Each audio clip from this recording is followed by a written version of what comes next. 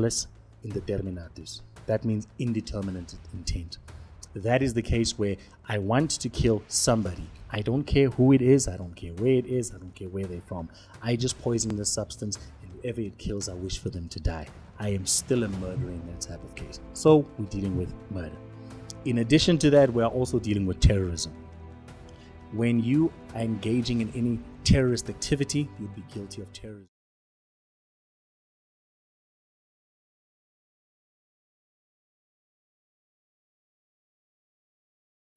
Good morning, ladies and gentlemen. This is PJ Dennison from the PJD Law Firm.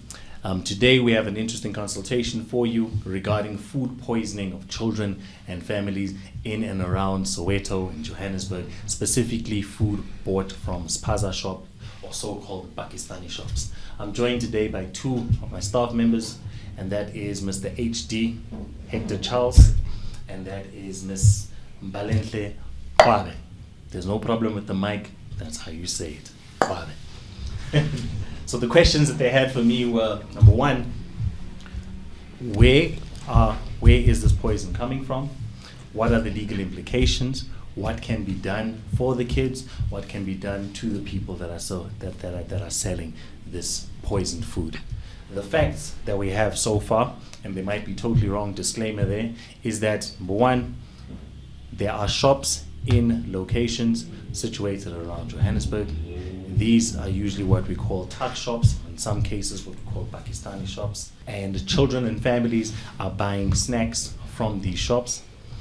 They, in certain instances, have died from food poisoning. In some instances, suffered severe health consequences as a result. The Minister of Health has conducted an investigation into what has happened, and he has found that what we call organophosphates were contained in the bodies of some of these victims. Organophosphates are a rodent control pesticide which does not belong in any type of food item. So one of the questions that we also need to ask is, how did this get into the food items that were purchased, or was it just around the packaging? So without further ado, let's get into the topic. Given those facts, if they're incorrect, please correct us in the comments below. Well, the first question is this: how did it get into the food? Okay. So there are two types of snacks that you can usually buy from a tuck shop. The ones are the where there's a big bag, and then they take the items from the big bag, these chips, keep skopas, mazimba, and then put them into these small little packages, tie them up, and sell them in these little plastic bags. Those, obviously, there's ample opportunity for contamination if you have just handled pesticides, and then you come and handle these type of chips, then you might just contaminate those type of chips. That is the one type of scenario that might be totally innocent, well, not innocent, but still quite negligent, because if you're dealing with something poisonous, do not deal with something edible right after that, or without at least cleansing yourself in the intervening period. In addition to that, the other way of these goods becoming contaminated is that we might have packaging that is already pre-packed. We are talking about chips that you buy. We know all of these different brands. I don't want to name them just in case I'm accused of defamation, but we know the type of chips that we buy at these shops. They already come packaged in foil packaging. Before they even arrive at the shop, they are already packaged. The only thing that the shop then needs to do is to take them out of the boxes onto the shelves, and from the shelves you select it, and then you go and pay. There's no handling in between. In that case, what might happen is that the contaminants are outside the packaging if the packaging is sealed. In that situation, we might have negligence, but we also might have something a bit more sinister, a bit more nefarious taking place. Because in order for the food inside to become contaminated by contact with this other substance, someone might have to put it in there, injecting it, opening the packets and resealing them. But the easiest way would just be to take some of this pesticide and then inject it into the packaging. In that type of instance, what we are dealing with here is not a case of negligence. What we are dealing with here is a case of terrorism. This is someone that does not care what happens to these children. This is someone that knows that if you consume these goods, you might quite likely die. That is categorically a form of murder, and with the specific form of intent called dolus indeterminatus. That means indeterminate intent. That is the case where I want to kill somebody. I don't care who it is, I don't care where it is, I don't care where they're from. I just poison the substance, and whoever it kills, I wish for them to die. I am still a murderer in that type of case. So we're dealing with murder. In addition to that, we're also dealing with terrorism.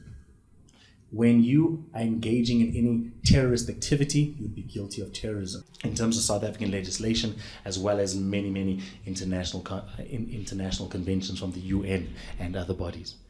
Terrorism is simply engaging in a terrorist activity, and terrorist activity is simply, as an example, where you want to inspire fear, you want to commit violence, and that your intention is to overthrow a government, to induce fear or terror, or to coerce those people to either convert their actions or convert their beliefs.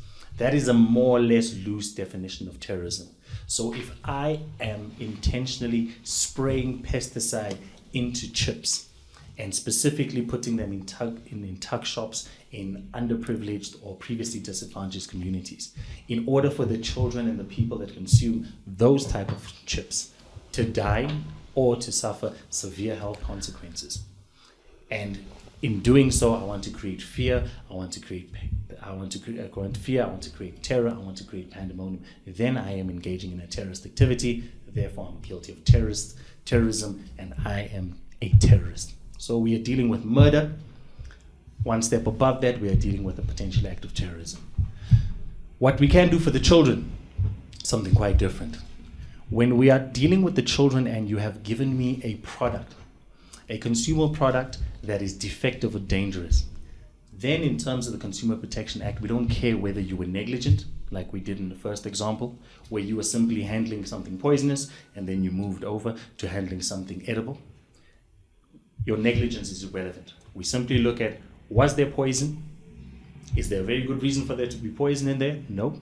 It wasn't labeled properly. You have not complied with the Consumer Protection Act, and harm has resulted to these children and to these families. Then you are guilty of dealing in defective products, and then all the damages they have suffered is something that you would need to pay for as a supplier. It doesn't matter whether you did it intentionally. It doesn't matter whether you did it negligently. It doesn't even matter if you were aware of what you were doing at that point. But for murder and terrorism, your awareness, your intent is quite important. So those are more or less the three consequences of this type of conduct that we are dealing with. Okay. Any questions? We'll start with the lady. Okay, which minister is in charge of making sure that inspections at spaza shops take place?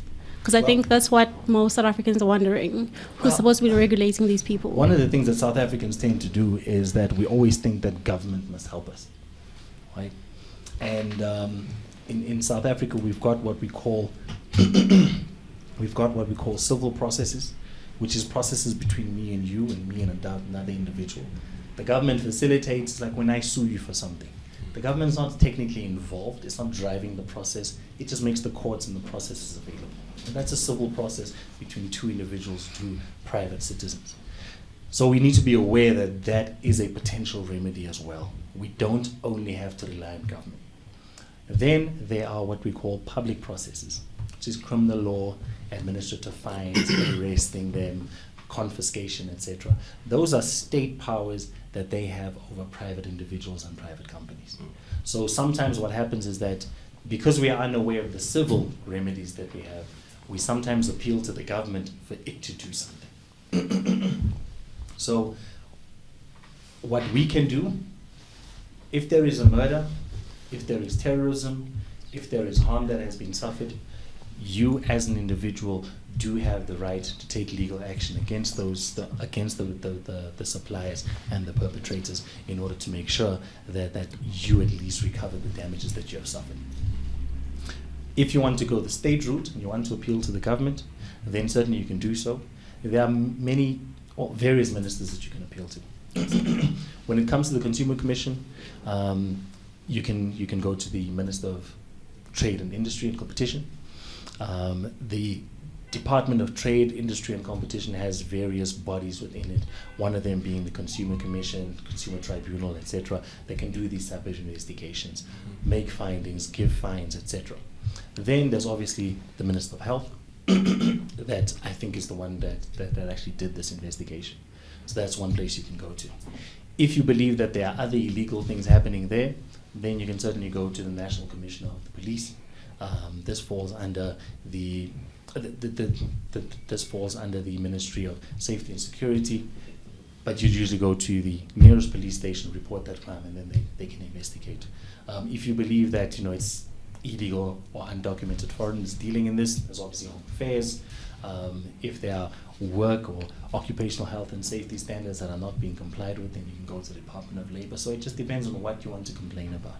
But since we are dealing with a potential murder, since we are dealing with a potential act of terrorism, I would suggest that go to your nearest police station.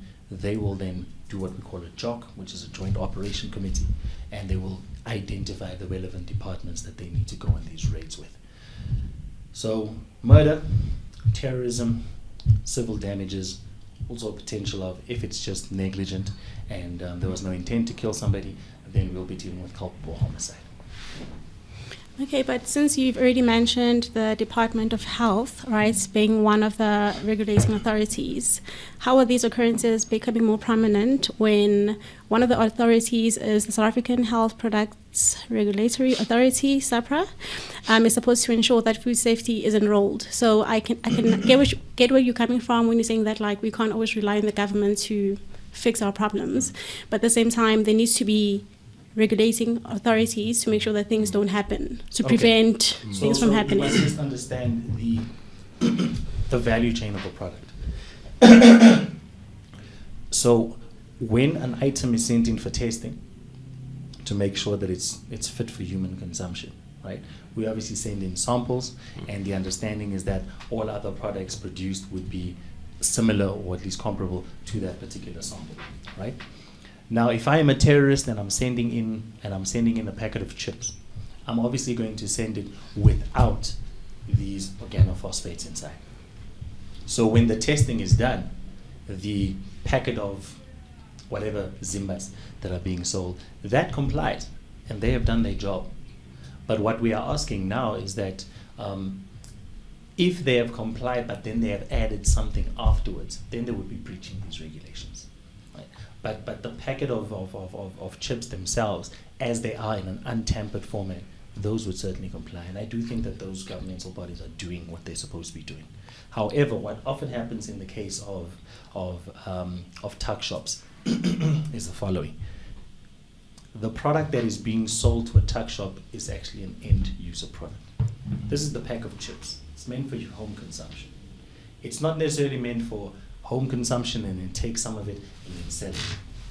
But what often happens is that they then take that, prepare the food, repackage it, and then sell it to the public. That is not a Ministry of Health issue. That is usually a municipal issue. Because in terms of your municipal bylaws, you would usually have to have a certificate of acceptability for an inspector to come from the municipality into your establishment to have oversight over your processes and say, this establishment is acceptable for the production or repackaging of food before you sell it to the product. If you are buying, I don't know what they're called and how much they weigh, I think it's 5 kgs or something of skopas or mazima or mashwamsham or whatever, right? That is something you're then selling. If you're going to be selling it to the public, you need to get permission from the municipality to say, I'm taking this, I am processing it again, and then I'm selling it to the public. Similar to what you'll see in every restaurant, in every food shop, every takeaway joint. If you look on the wall, in most cases, you will see that there's a certificate of acceptability, not from the Ministry of Health, but from the local municipality, who comes in and checks whether your facilities are proper, safe, and compliant in order to make sure that what you're providing to the public is going to be safe and edible. Oh. If you're going into a tuck shop and you don't see that, that means that the municipality might not even be aware that this particular establishment is there. But the other thing that you should be bearing in mind is most of these tuck shops are sometimes at a residence or in a garage or back room or whatever the case may be. The zoning of those properties might not be such that they could have a business operating from their premises. So the municipality unfortunately cannot every single day go out into every single plot and look at every single room to make sure that no one is running a tuck shop. It takes community involvement to say, listen, I see a tuck shop has just popped out in Mazibuko Street. This tuck shop is selling kotas it's selling chips, it's selling these shwams, it's selling juices that they are making themselves, etc., etc., etc. I want to make sure, I'm the Karen in this case. Do they have a permit? Do they have a license? Yes, yes. If you do that, and by the way, one of the authorities that you can report that type of activity to, if you are living in a metropolitan municipality, is the Metro Police, because the Metro Police, unlike the SAPS, also enforce municipal bylaws. Report it to them. Then they would send through an investigator, or at least send them a notice to say, you are conducting a business that's producing food. You do not have a permit. Shut it down, apply, make sure that you are compliant, then you can start again. But for now, stop it. If you continue, we will come and shut it down for you. That's the type of thing that must happen. But sometimes we're just happy to have a shop down the road. We don't really care about their compliance, and then these type of things happen. Okay, but my problem is that, like, for instance, in 2017, we had listeriosis, I think. I'm not sure if I'm pronouncing that. Yeah, the polony issue outbreak.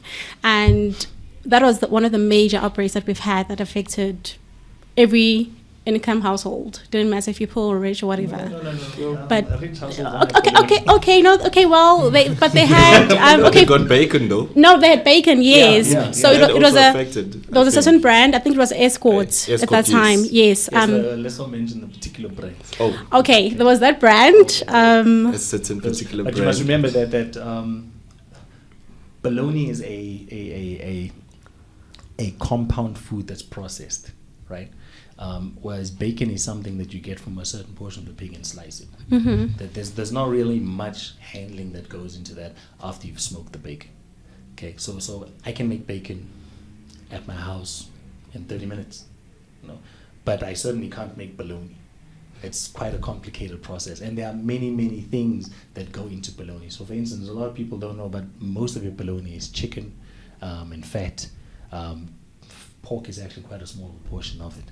But everything that's been cut off is basically made fine, put into a nice little gel. Oh yeah, and gelatin as well, mixed together, and then they put it into the solid piece of all sorts of meat. So there's a long process that goes into that. Everything is in there. It's quite an interesting process. Yes. No, I mean, like, I understand that, but I think the point I was trying to make is that we already had one of the biggest outbreaks that we've had in South Africa pertaining to food security, food safety, and all of that, right?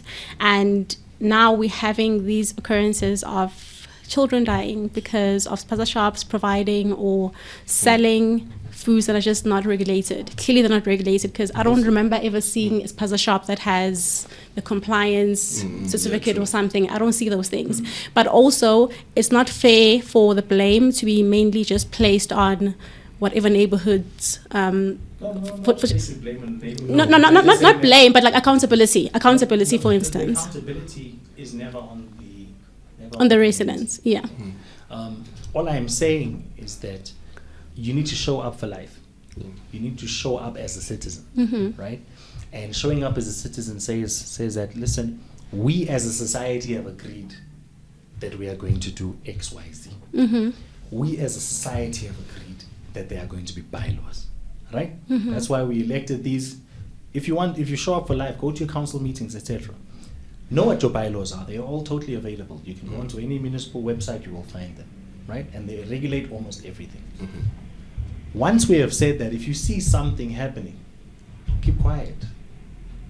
Not to say that if it happens, it is then your fault. No, it's not your fault. It's never your fault. However, if you don't do something and it happens again and again and again, then we start creating a culture of non-compliance. Okay, because one thing that we can see quite clearly, and in my experience in doing home work for homeowners associations, body corporates, etc., Karens are important.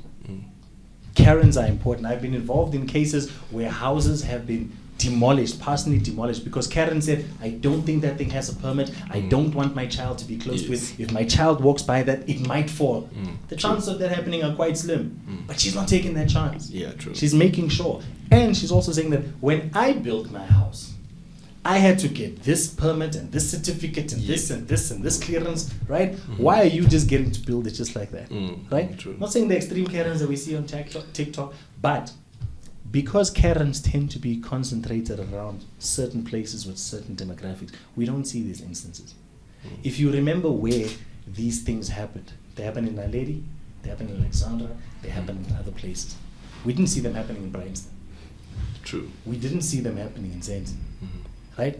Maybe in Edenville there are different parts, but we didn't see it happening there.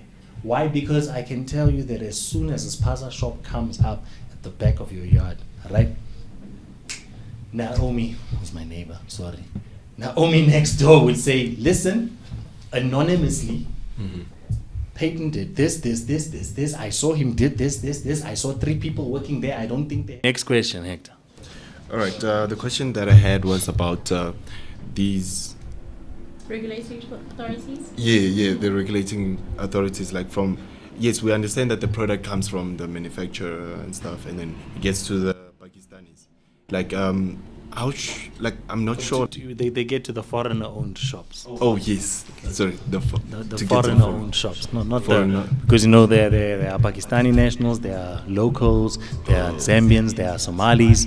There are Somalis that we call Somalis, but actually they're from Eritrea.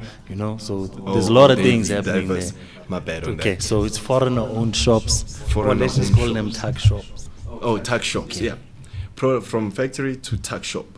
Like, I noticed that there's no process of that. I don't see any of the products being dropped off, like you see at the back of Checkers and stuff, like those type of products. But you see a Checkers product or something, not to say no name. So one thing that many of these foreigner-owned shops have leveraged quite well is a corporate entity called a cooperative.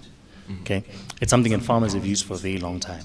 So essentially what a cooperative is that all of us are running the same type of business. Okay, we are all selling chips.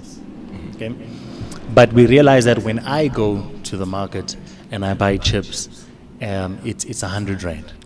When you go, it's 100 rand, etc. But we all realize very quickly that, listen, if we combined all our purchases, we'd get it for 80 rands because we're buying such big bulk, right? And we'd be able to manipulate and control prices a bit more because we could go to one supplier and tell him that, listen, I'm not buying chips, 20 of us are buying chips, okay?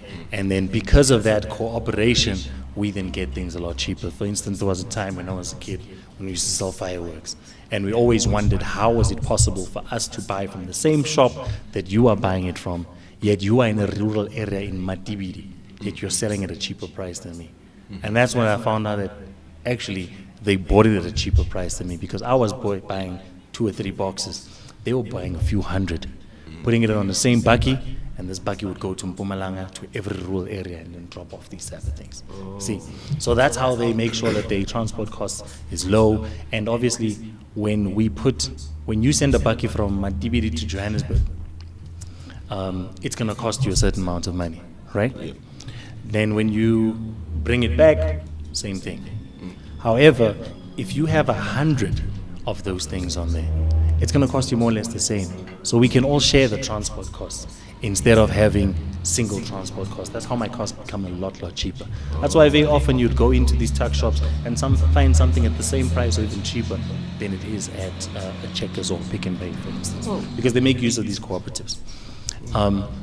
The cooperative will then decide that today we are buying our favorite brand of maize snacks, right, or potato chips. They will all decide, all 50 of them, that they're going to buy it from this one manufacturer. Okay? They all go there, that bakkie is top full, and then it delivers to each of the shops. We don't care about it because we are only paying a fraction of the transport cost, we're only paying a fraction of the full cost. It works out for us. From that shop, it's already been sold to an end consumer. Okay? That end consumer then takes it to this new shop, say the one downstairs or wherever the case may be. And one of 2 things might happen. If it is a bulk pack, like we get the shwams and the scopas, it needs to undergo more processing because it needs to get from a 2-meter long bag into smaller packets, right? The municipality is supposed to give you a certificate of acceptability to say that you can package that food for human consumption, because they realize that you are taking something but then you're making it into something else. And there's handling that takes place. And in that handling, pesticide can be on my hands on this side and then be on the food on this side, right? That is one type of situation. In that type of situation, it might just be carelessness, right? But you don't necessarily blame the manufacturer. Because when the goods left the manufacturer's premises, sold to this end user, this cooperative, everything was fine, right? It's when it got here and it got processed further where the issue arises. Yes. So that's the one instance. The other scenario is where these goods are packaged and intentionally people are lacing some of these products with these poisons. In that type of situation, we're dealing with murder, we're dealing with terrorism, because this is what they're doing, okay? A third type of situation, which might explain why we are seeing incidents in various areas around Joburg, not one, okay, is there might be someone higher up on that value chain. Says, everyone likes this particular brand of chips. We are going to lace so many packets of them with this particular poison before we sell them to these foreign nationals, right? Or to these tuck shops. In that case, we are still dealing with terrorism. We are still dealing with murder. It just might be at a higher point. Now, for you as a consumer, no problem. All you need to do is sue all of them, because all of them would have this liability for this harm. You don't have to be investigating, right? All you know is you have to prove that I bought a product from your shop. I'll call you, for the sake of not sounding xenophobic, I'll call you Clayton, not Imran. Yeah. I bought a thing at your shop, and it has killed my child. Okay, where did you get it from? I got it from this cooperative. Where did they get it from? They got it from this manufacturer. Where did they get that from? Etc. Etc. Now I've got all four of them. I send my candidate attorneys out. They do that investigation. We know who to put on this list. When I sue, say my child has died. Between you guys, Sort it out. sort it out. I don't care who pays me. I don't care who pays me. Sort it out between yourselves.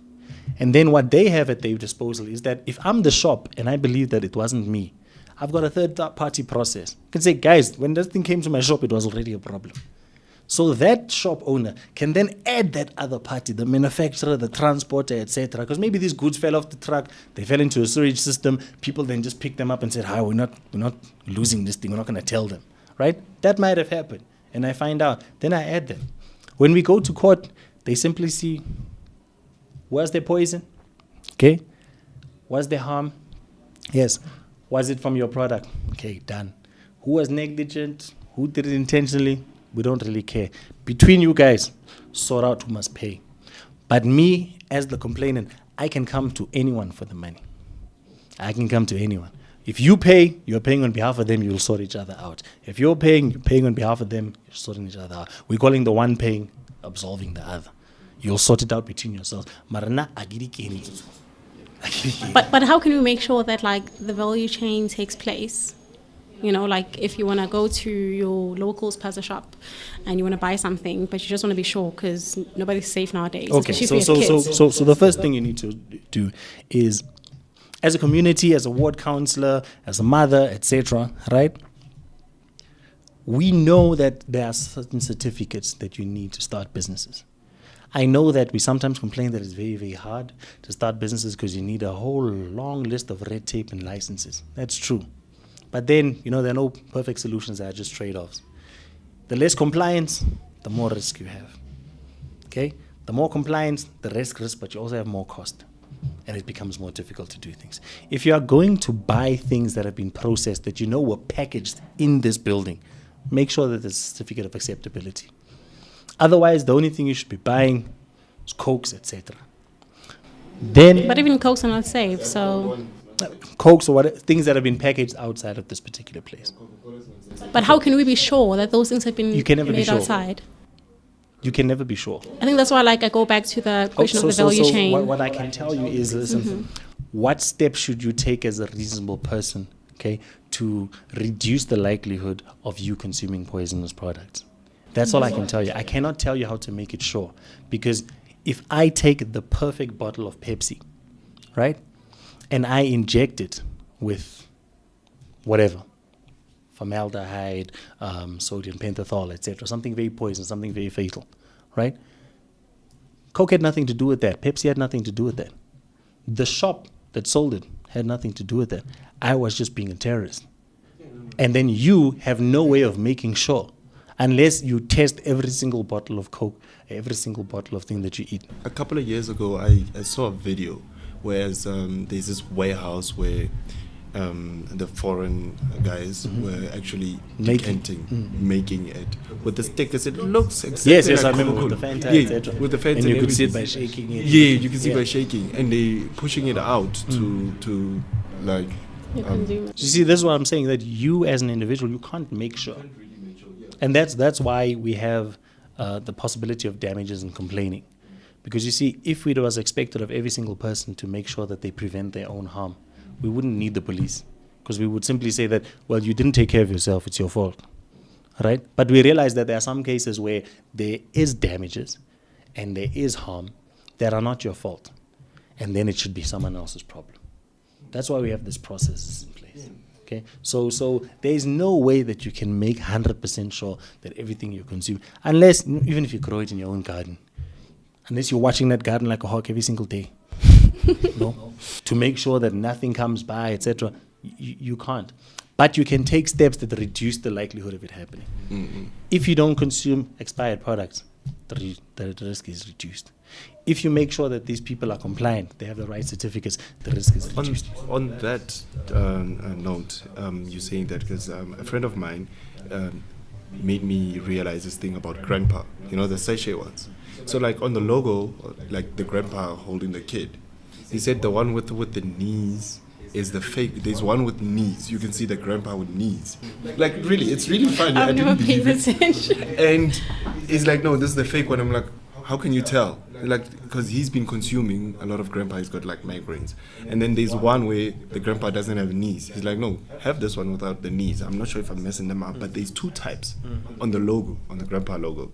And he made me realize that. And then I asked him, like, where do you get this? He's like, no, at tuck shops and stuff.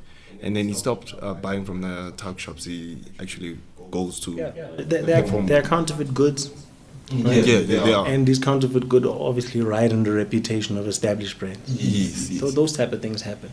And most of the time, you wouldn't be able to tell the difference. Most of the time. Sometimes it might be coming from the same factory, from the same place, but But there are steps that you can take in order to make sure that, to reduce the risk of these type of things happening. And that's all we can do from a compliance perspective. We can't make it foolproof. So if you're looking for that type of solution, the wrong place is not going to happen.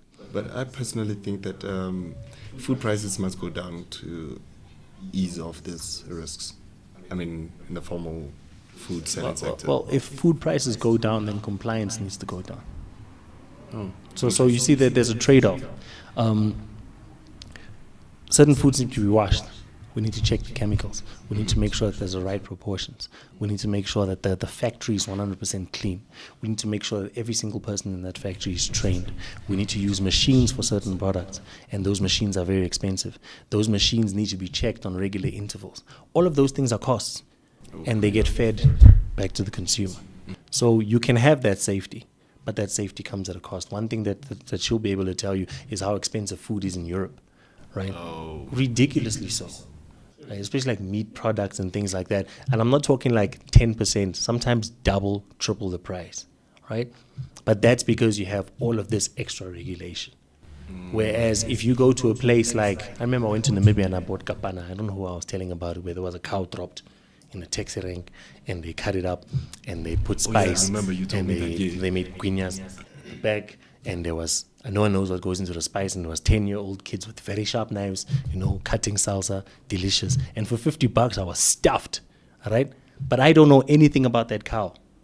That cow could have had mad cow disease as far as I know, right? And then down the road, there's a kid with a block machine.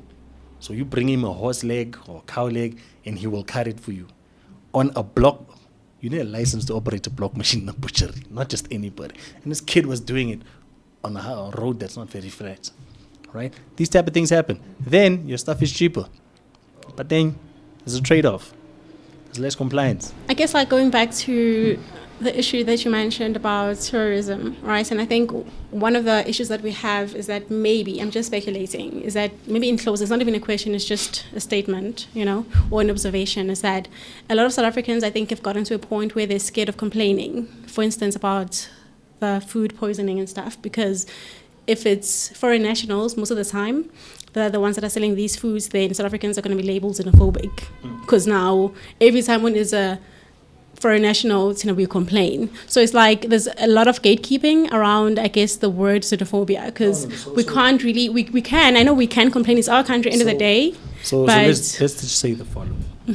Okay. I don't care who does it. Okay. If you're a South African lacing products with poison in order to kill children, you're a terrorist. Okay? If you're a foreign national doing the same thing, you're a terrorist. Right?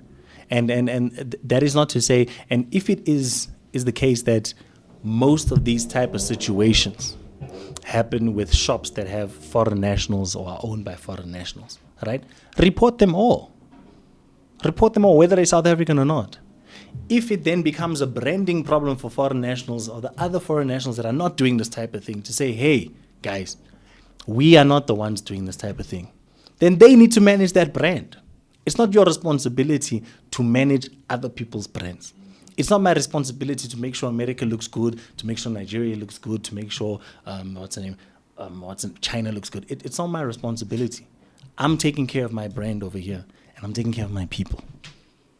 And if I suspect that, listen, there's a concerted effort by a particular group in order to harm our children, then I need to take a strong stance with it.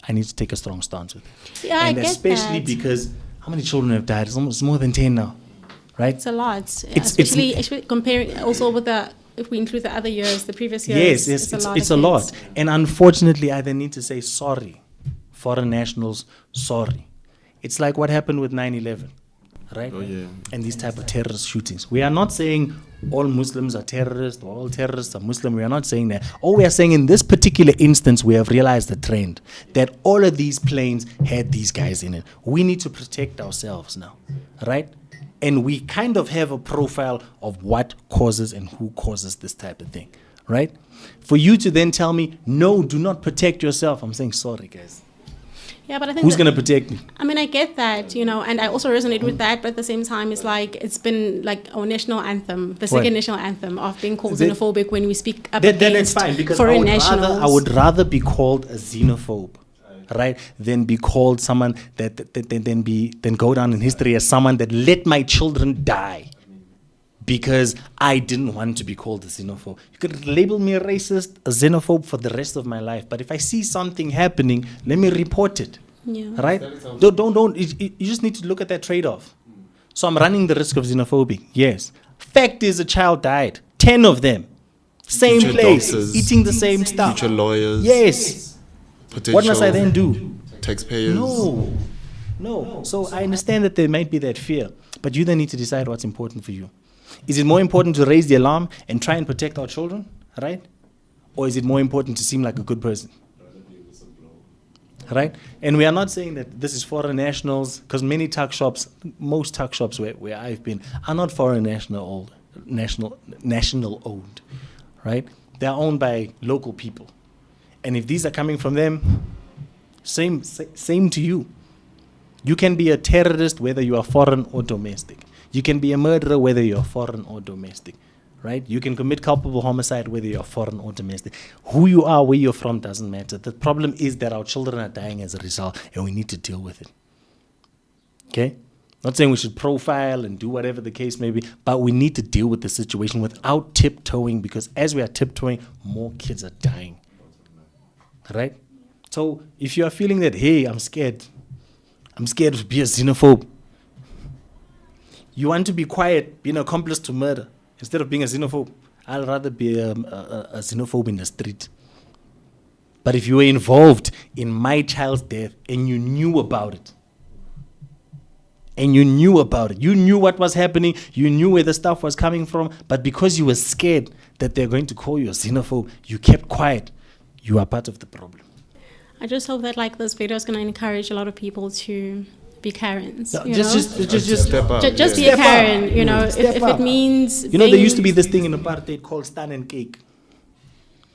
You guys are still young. You don't know about Stan and Cake. Stan and Cake was the thing. Stan and Cake, I'm not sure because, it was just before I started studying, so I wasn't really sure whether it was part of the law, right? But it came out of the doctrine of common purpose, meaning that if I facilitated a crime and we had the same idea in mind, I am as guilty as the person that did it.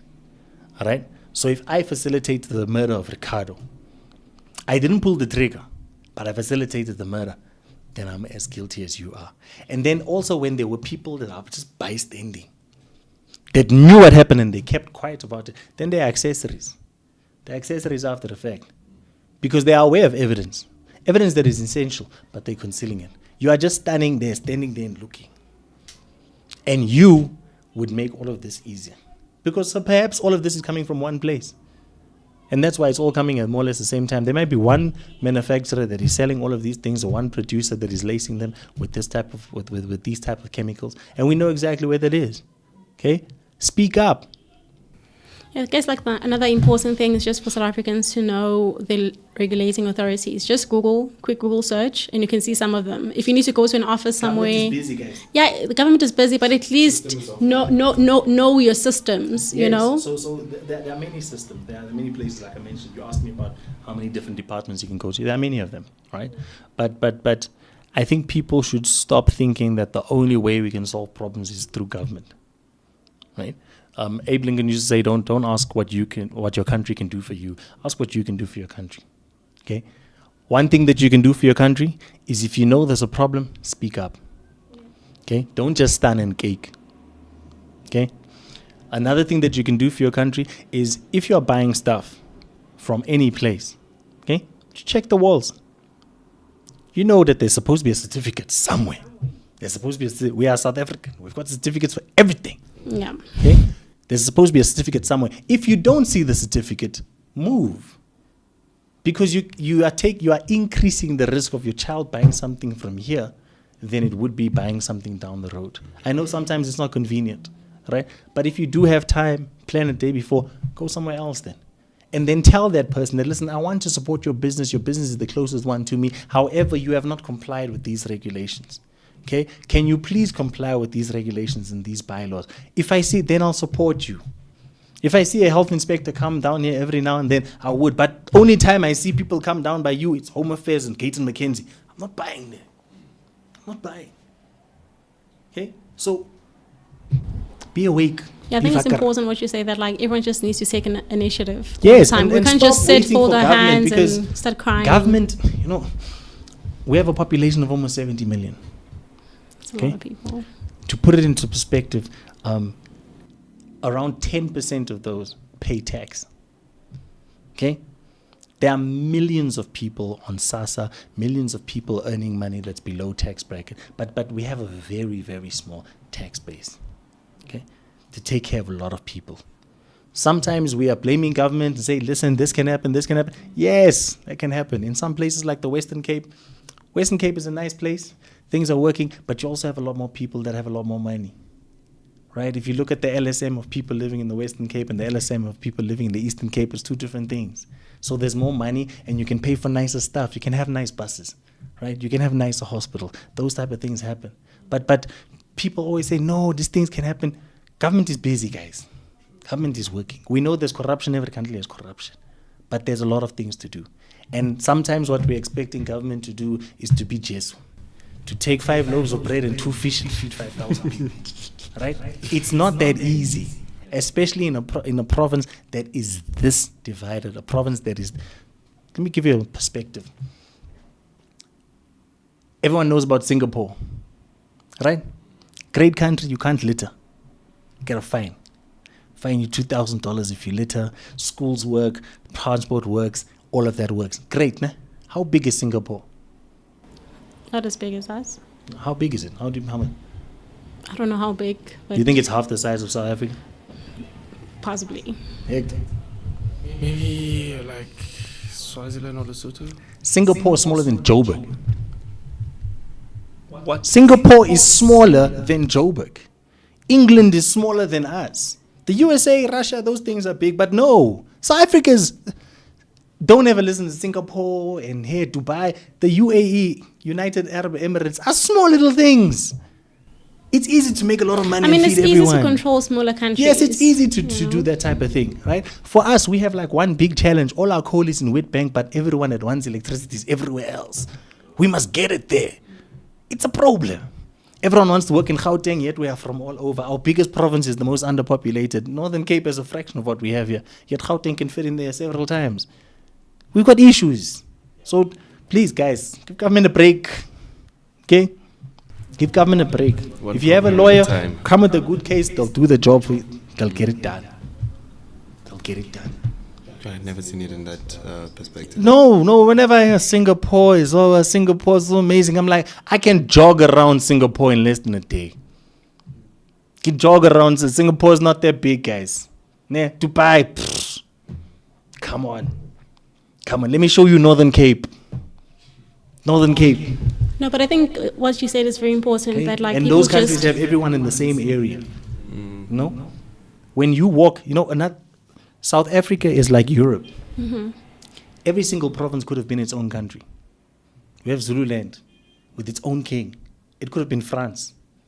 Eastern Cape with its own kings. That could have been Portugal. Could have been its own thing. And somehow we put this thing together. You guys are talking EU.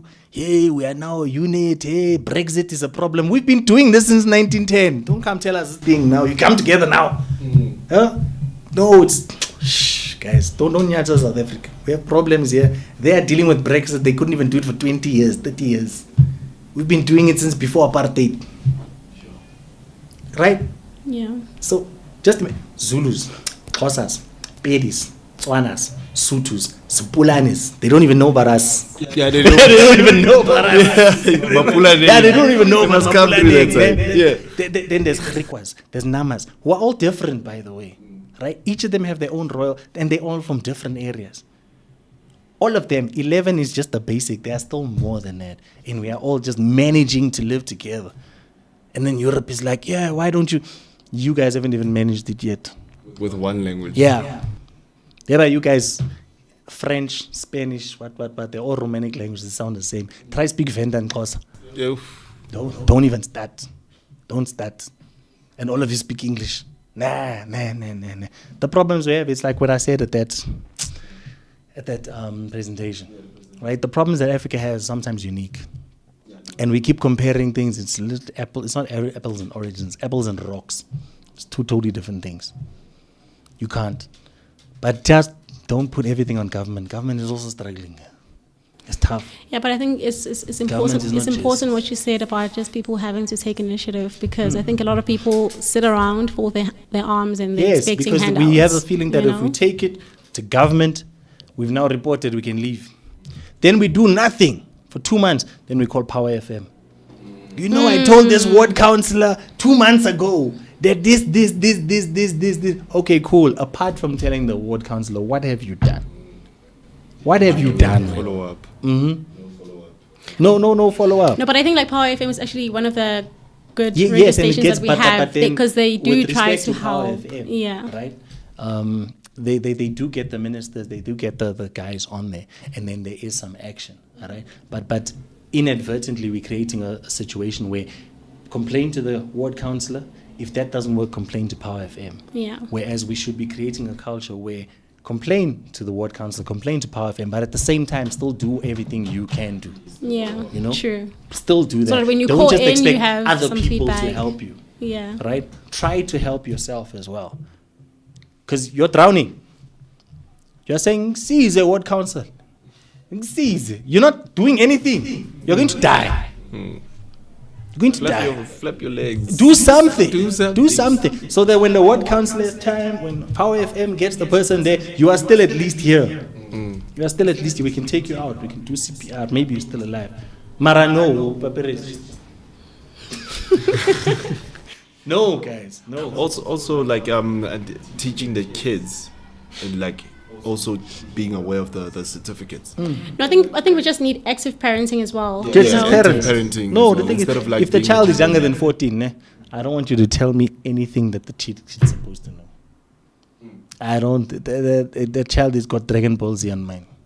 No, you know, like My son. Yes, wake You up. see that paper? There. If you don't see any paper Go on the buy. wall. If you don't see it on the wall, don't buy. Yeah. Yes, simple as that. It's like your grade R certificate. You must have this. Yeah. Just show up for life. Do the things, make them happen. But please don't just rely on government. Government does have power. Yeah. No, because I think like that's where most of our problems actually stem from, is that a lot of parents are not active in raising their kids. They're expecting the schools to raise the child for them. Or when their kids come home, it's just social media. Give them the phone just so you have free time, but it doesn't really solve any problem. Yes, no, I know. I'm not offending. No, I know it's a different issue. I have my way of raising my kids. No, I know it's a different issue. We've got a boot I know camp it's a different there. issue. It's sharp. No, that's a different issue, but I guess the point I'm trying to make is that it's these moms that give their kids money. Go buy you a single somewhere, It right? can't be dead. Why are we saying that all these moms Okay, it can be mom and dad. So it can be both. So it can't be a single dad. It can be a single dad, it can be a single mom, right? Because technically, I'm a single dad. You are.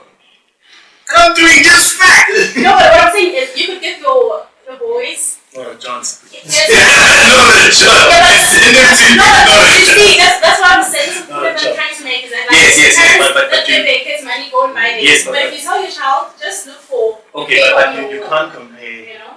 my type of situation with I'm not comparing. So I'm for just, instance, I don't have to send my kids. Me and Ricardo grew up in the same household, right? They had to send us.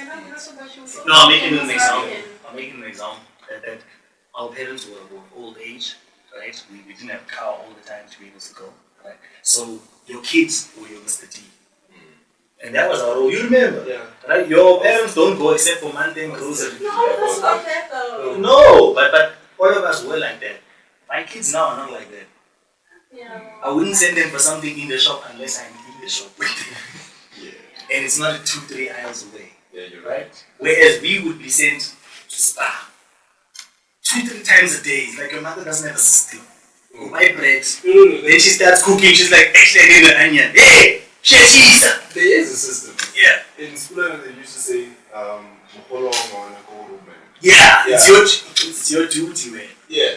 Mm-hmm. No, that's what I'm saying, that like So. we're sending our kids to these places. Yes, we're sending our But the kids. basic thing that we can teach them is that there must be a paper somewhere on the wall, something pasted. You know, they don't have to know the dynamics, everything, the systems. No, that's super different. But just a simple paper in a frame or some way, or in a plastic frame or something. If I don't see that, come and tell me. If mama didn't see this, Well, why don't or you dad go? don't see this, but I mean, the kids are growing up, so they need to be active and be. Yes, so I'm saying skills. No, I mean, maybe for the act of parenting, the first time that you send them to that shop or after this We week, go with them. go with them and then check, right? And then you tell your kid, listen, don't go to Clayton, go to Iran, right? And vice versa, right? But that's what you then need to do. But I do know that the challenges I have are not the challenges that most South African have. But I Not think to saying we're making too much money here. I don't have to send my kids to these places, right? We've got drivers, we've got Mr. T, we've got what. I can't imagine the gate closing behind my son and then him walking to one of the foreigner-owned shop, buying something and crossing the street and come back. No, but I think like it's good that we spoke about these things, because I think it's not just the main topic, it's about just so about food safety, right, and why our kids are dying. We've got a lot of dynamics that have been us here, right? Hence, active parenting. It does play a role. Take your kid once, okay, you see my son and my daughter, here's this paper here. If you don't see the paper here, then you don't buy anything from them. You know, so there's a lot of factors involved, but yeah. So then to summarize, okay, there are many government institutions. If you suspect what could have happened is negligence, culpable homicide, that this kid's dying because someone was negligent in dealing with pesticides and then dealing with the food, right? That's actionable. It could be the case where this is a wrongful death, right? They were negligent in doing this, the person has died, you can claim for that. Okay? That's not a state process, that is a youth process. Go see a lawyer, get an appointment, let them assess your case. If they can, they can take it. Okay? If someone is actively poisoning these kids, it's murder, it's terrorism. You know that. Okay? That's the basic bottom line. Okay, we are dealing here with defective products that are causing consumers harm, so there's supply liability. Sue them for that. We are dealing with culpable homicide that goes to the police, murder that goes to the police, and if this is a concerted effort, someone intending to cause terror, to cause harm, then we're dealing with terrorism. That is what we're dealing with. Alright? How we can minimize all of those things, active parenting, be a Karen, make sure that there are proper permits. If they're packaging things, there should be certificate of acceptability, etc. But in the cases of terrorism and murder, sometimes those won't help you. Because the person might be doing everything that they can, but someone has intentionally released these products after they have left the service and manufacturing line. Right? And that's not something that you can make sure doesn't happen unless you test every single product, which would make it quite expensive. So we just need to do the best that we can, and just don't wait for government. Yeah. Like, government is there, it will come. But government is it's a kraken. Yeah. It's huge. And there are many rituals you need to do in order to activate this beast. Once it's activated, then it's quite powerful, but it's still slow. Yeah, you are Perseus. Remove. Yeah. Get it done. By the time the kraken joins, it's fine. Now you've got backup. Right? But don't wait. Children are dying. And I don't care if he says xenophobic. Okay, I'm not saying it's only foreign-owned shops. I said most of them might be local. But if it's foreign-owned shops, then you also need to deal with that brand issue that they have. You need to come together and say, listen, as Somalis, as Pakistanis, as whatever, we have this brand issue. What are we going to do about it? Because there are people among us which is now proven that have done these things. They cannot expect us to say that just because you are now a Somali, we can never say anything bad about you. Because we must be, when our children are at stake, we are going to say something bad about you. And I'm going to mention that you are Somali. I'm going to mention that you are Pakistani. Where must I say you from?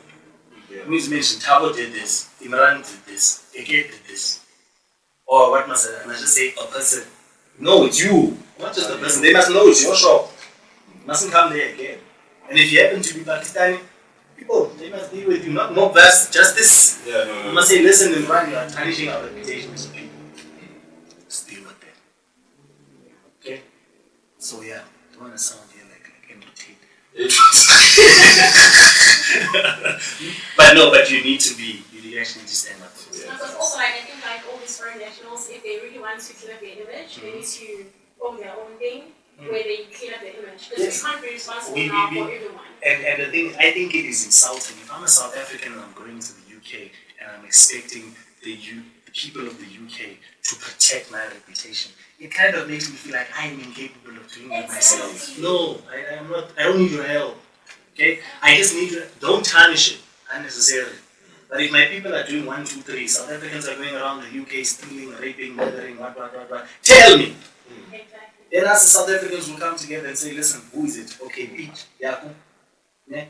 Sorry, these are 10% of the population. Pete, Yaku, Tabu Temba. Yeah, you guys, problem. You are not going anywhere. We can't take you anywhere. You know, as we say. We'll just stay home. Yeah, we can't take you anywhere. When please cancel his visa, send him back, we'll deal with him. Exactly. Yes. He's tarnishing our brand. Then it will be fine. Because one other thing that we can say, if we were truly xenophobic, afraid of other things, then we would be afraid of all non-South Africans. Yeah. But we are not. There's nobody going around saying that, buying things from the Chinese is a problem. We know that, listen, the quality might be an issue. But no one's going around saying, they're stealing these people. Right? Or going around to Portuguese shops and saying, those ones, fish and chips. Yeah, it's terrible. This fish and chips. This fish and chips, you die. Right? Or going to a Jewish lawyer and like, these ones. No. No, but if I was xenophobic, if I was xenophobic and I was afraid of everything non-South African, that's what would be happening. But we're not. We are not. You know? Like one thing I haven't heard that I can say, I haven't heard any problems by Malawians. Yeah, actually. What is we know there's many Malawians in the country. Yeah, we know. Very humble. Very humble, very short. You know? They do their job, they come home. You haven't heard that. Don't complain. No. They just say, And we're acting like there's no Kenyans around here. And they are. They are. And then there are many Congolese people. Yes, they're big, they're handsome. But I haven't heard about drugs and what the other things. You're not drugs, but the Scammers United? No. That we know is. Yeah. But I'm saying that those type of things are here. But we don't have those type of problems. Right? We might have some immigration issues, but we don't actually see something trying to actively harm our situation You know, there are many Japanese people, many people from Malawi, many people from Kenya here, but we don't hear those type of things. And I don't know whether the Kenyans and the Malawians come together because they all say it's my brother. So they sit together as a family and say, right, now we heard you did this. Okay, you are tarnishing our reputation. We think you need to go back to the wrong way. Please go to the wrong way. We're going to put money for you together. You're going to take the bus. You get on the bus, they walk with you till they make sure you don't get charged. See, this one you must go, you must never come back. Right? You could do that type of thing. Yeah. If we have those systems applied. Yes, but you know, as a people, like us, we need to stand up as a people to say we're not lying from this guy. But you are right. You got a great point on that. Like we need to start implementing as a community. Like start attending these community. Yes. These community groups. Yes. It's a must. Stuff like it's a must. As a parent, like now it's becoming really dangerous for our future kids. Like we need to like step up. Like, And don't just complain. yeah, don't just complain. Like If you take extra active steps, because I can guarantee you this. If you are in a situation where there are 5 shops in your street, right, and you realize that our shop is selling us dingy things, stop buying from him. He'll close down. yeah, you will. He'll leave. Or he'll shape up. No?